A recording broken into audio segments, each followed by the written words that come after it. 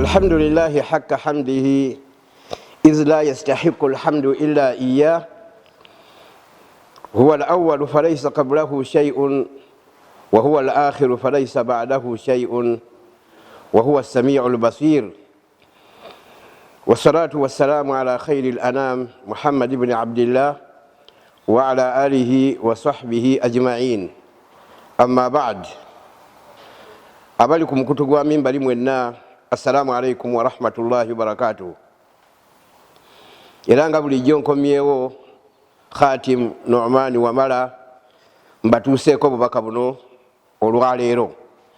Obubaka bwenjagala obubatuusaako bukwatagana ku silatu rahim. Silatu arrahim. Silatu rahim kitegeeza okuyunga oluganda. Ebigambo bibiri kuyunga n'ekyokubiri oluganda. Oluganda kyentegeezaamu bebo oluganda lwo okutandikira ku taatawo, maamawo,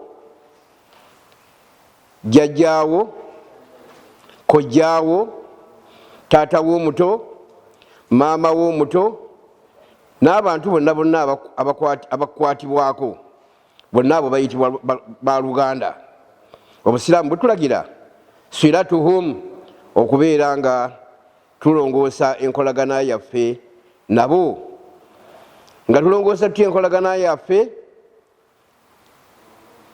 kubatonera obulabo, kubasaddaakira, kubayamba mu bizibu bye baba balina, ekyo bayita silatu rahim. Era singa etteeka eryo lyateekebwa mu nkola, walisanze nga ku nsi kuno abantu abasabiriza ku makubo batono n'abantu abafiira mu malwaliro nga tebalinaako babajjanjaba bali badde batono, n'abaana bamulekwa abataligenze mu masomero bali badde batono senga tuyunga eŋŋanda. Ne babeera nti buli ba Luganda bayambagana n'ab'eŋŋanda zaabwe okubeera nga bamalawo obuzibu obubeera mu kika kyabwe. Allah subhanahu wa ta'ala agamba mu aya esooka mu suratu Nisa, a'udhu billahi minash shaitani rrajim, wattaqullaha allazi tasaaluna bihi wal arham. Bantu mwe mutye Allah allazi tasaaluna bihi, bwe mukulembeza nga mubaddeko ne kye musaba. Edda abawarabu basabanga nti as'aluka billahi, ndi nkusaba ku lwa Allah. Ndi Katonda oyo gw'okulembeza nga olina ku kyeyagala ku muntu, beera ng'omutya. Wattakul arhama wal arhama. Wal arhama kitegeeza nti mutye oluganda, la takutauha, tembeeranga mulukutulawo. Eyo aya etukubiriza okubeera nga tutya Allah subhanahu wa ta'ala, twewale n'okutulawo oluganda. Lwaki? Eriyo obuzibu bwe tujja okulengera mu maaso eyo obutuuka ku muntu aba akutuddewo oluganda. Omuntu okuyunga oluganda kiragiro ekyajja biragiro bya Nabi Muhammad sallallahu alayhi wa sallam, man kana yuminu billahi wal yawmil akhir falyasil rahimahu. Omuntu akkiriza Allah n'olunaku lw'enkomerero ayunge oluganda lwe, ekiragiro kya Nabi Muhammad sallallahu alayhi wa sallam. Okuyunga oluganda sababun fi dukhuli aljanna, emu ku nsonga ejja okuyingiza abantu ejjana. Omusajja yajja eri Nabi sallallahu alayhi wa sallama n'amugamba nti mbuuliraayo omulimu bwe nnaaba ngukoze nja kuyingira ejjana. N'amugamba nti ta'budullaha wala tushriku bihi shay'a, sinza Allah nga tomugatikako bakatonda bintu birala byonna byonna. Ekyokubiri, wa tuqimu ssala, beera ng'osaala, watuuti zaka, toola zaka, wa taswilu rahim, era obeere ng'oyunga oluganda, olongoose enkolaganayo wakati wo n'abooluganda lwo. Hadisun muttafaqun alayhi. Muzimu ku nsonga ezaatumisa Nabi Muhammad sallallahu alaihi wasallam ajja azitereeze mu nsi muno, Allah yamutuma okubeera ng'alongoosa oba akubiriza abantu babeere nga bakwatagana n'ab'eŋŋanda zaabwe. Sahaba bamuyita Amr ibn Absa, hadisi eyo tugisanga mu Riyadu Salihina mu baabu bagiyita baabu raja. Yayita n'abakusiramuka naye n'awulira nti Nabi Muhammad sallallahu alaihi wasallam atumiddwa, kyava agenda gy'ali. Bw'atuuka wali n'amugamba man anta, gwani? N'amugamba nti ana nabiyyu, nti nzi nabbi. Bi ayi shay'in arsalaka Allah, kye kibuuzo namba 2. Bw'oba oli nabbi, Katonda ekyakutumya gye tuli ki? Naga nti arsalani bisilati rahim, arsalani bisilati rahim. Mu bumu ku bubaka bwe yampa yankubiriza mbeere nga nkubiriza abantu babeere nga balongoosa enkolagana yaabwe ne bannaabwe. Ku mulembe gwa Nabbi Muhammad sallallahu alaihi wasallama, nabbi yakola ekintu ekiri practical ekiraga okuyunga Oluganda. Mu kibuga Makka mwagwamu enjala, abantu ne batuuka okubeera nga balya bakuŋŋaanya amagumba agaggwako ennyama, ne bagakuŋŋaanya mu ttaka agatandise n'okumulunguka, ne bagukuŋŋaanya ne batandika okugalya olw'obuyitirivu bw'enjala.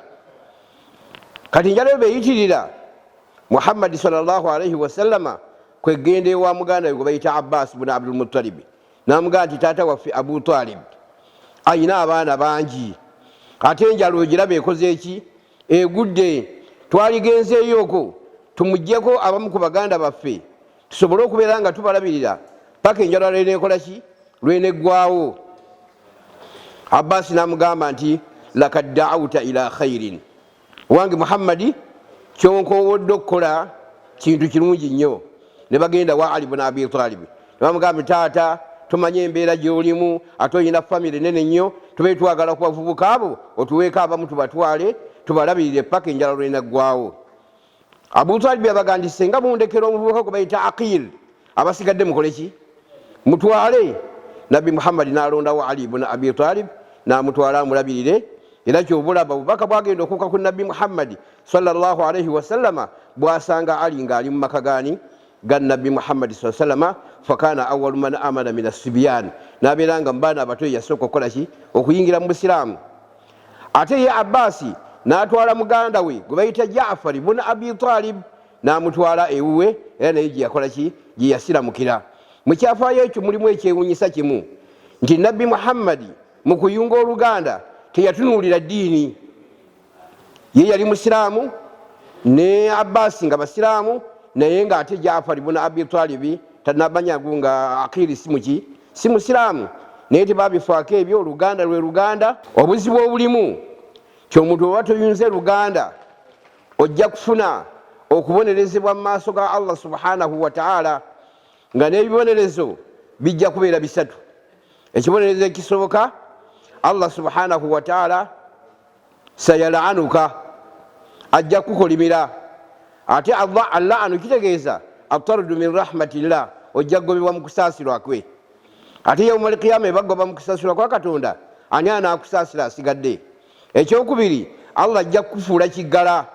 N'ekyokusatu, Allah ajja kuziba amaaso. Ebibonerezo ebisatu ebikakali ebyo Katonda lwaki abiwa omuntu? Lwakukutulawo ki? Luganda lwe. Namaliriza nga nkusomera aya eyo. Allah subhanahu wa ta'ala agamba mu surati Muhammad aya 22 na 23, fahal asaitum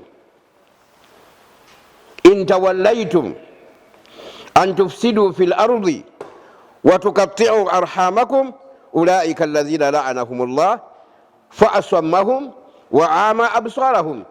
Allah agamba nti nekiseera ekinaatuuka ne mweyisa obubi ne mbeera nga mwonoona mu nsi, nga nebikola ebyokwonoona mu nsi mutaddemu n'okubeera nga mukutulawo eŋŋanda zammwe, muyisa bubi ab'eŋŋanda zammwe, mujja kubeera mu bantu allazina la'anahumullah. Allah be yakola ki? Be yagoba mu kusaasira kwe. Fa asammahum, ate abazibe amatu babeere bakiggala. Wa ama absarahum, ate abazibe n'amaaso. Ebibonerezo ebyo binene nnyo ku lunaku lw'enkomerero, kubanga omuntu ajja kwetaaga okusasulwa kwa Katonda. Ekyokubiri, tujja kuba nga tugenda mu bbaliro, abaasooka n'abasembayo ffenna nga tuli mu kifo kimu, n'ebisolo n'ebinyonyi n'ebiwuka, ffenna nga twolekera kugenda mu bbaliro. Akaseera ako akanyiga ako kajja kubeera akeetaaga obeere ng'olaba, akanyiga ako kajja kuba nga keetaagisa obeere ng'owulira, akanyiga ako kajja kubeera nga keetaagisa ofuneko okusaasira kwa Allah subhanahu wa ta'ala, osobole okubeera ng'oyita mu mbeera eyo. Naye baba n'abagikumye olw'okubeera nti no toyinze Luganda, manya nti no ojja kuba ng'ofunye obuzibu bunene nnyo. Tuyunge eŋŋanda zaffe, wadde ng'owooluganda lwo yakwekutulako. Yunga owooluganda lw'omuyambe, wadde nga ye bwe yali alina tiyakuyamba. Beera ng'omubuulirira, omuteeke ku mbeera ennungi, omuteeke ku Busiraamu, wadde nga tabwagala. goberenga otuukiriza obuvunanyizibwa nga nabyo byabituukiriza ku taata we Abu Talibi. Neyanziza nnyo okumpuliriza. Wa barakallahu fikum, muyunge enganda zammwe.